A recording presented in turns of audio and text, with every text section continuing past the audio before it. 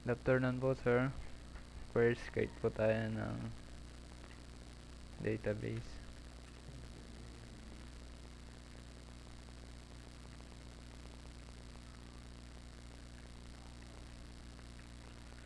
University.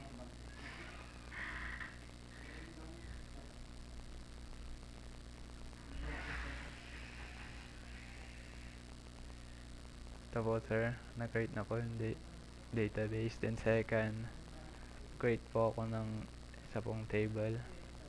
Use University. Post ko lang po, sir, para po mag-code. Kasi po, makukonsume po po yung time. Ito po, sir. Then go. Ito po, sir. Gagawa na po ako. Then SQL ulit. Create po tayo ng student table. Post ko na lang po, sir, kasi po makukonsume po yung time. Ito na po, sir. Ito po. Then yun po, sir, yung nakalagay po dun sa instruction, yung i-pull out po yung grade.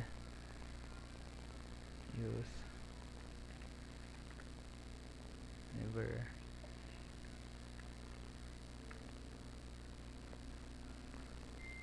select. I-post ko na lang po, sir. Ito po, sir. Then go.